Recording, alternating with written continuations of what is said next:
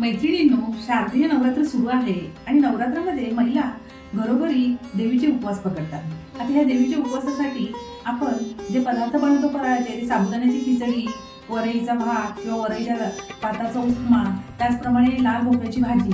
ही लाल भोपळ्याची झटपट होणारी भाजी ही फार चविष्ट लागते. चला तर मग आपण उपवासाची भाजी साध्या आणि सोप्या पद्धतीने कशी होईल ते बघूया. त्यासाठी लागणारं हे साहित्य हा आहे लाल भोपळा, जिरं, मिरची आणि ओलं खोबऱ्याचे काप आणि एक हिरवी मिरची, थोडंसं जिरं मिक्सरला साधारण भरण करून घ्यायची.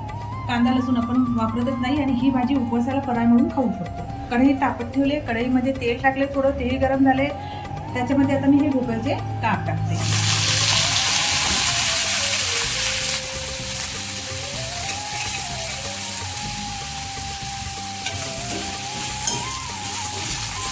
हे भोपळ्याचे काप चांगले परतून घ्यायचे.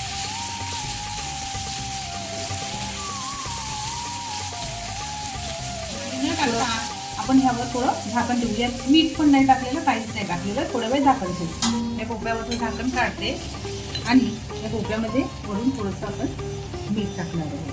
भोपळ्याच्या प्रमाणात मीठ टाकायचे किंचित.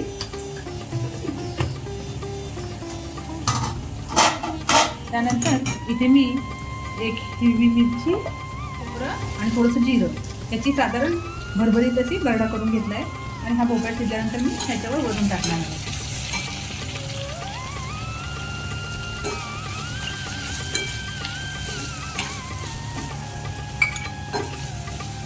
मी हळद पण नाही टाकलेली, उपवासाची भाजी आहे त्यामुळे मी फक्त ओलं खोबरं, जिरं आणि मिरची आणि भोपळा वापरून घेतला आहे. बघा, आपली छानपैकी मस्त उपवासाची भोपळ्याची भाजी तयार झालेली आहे.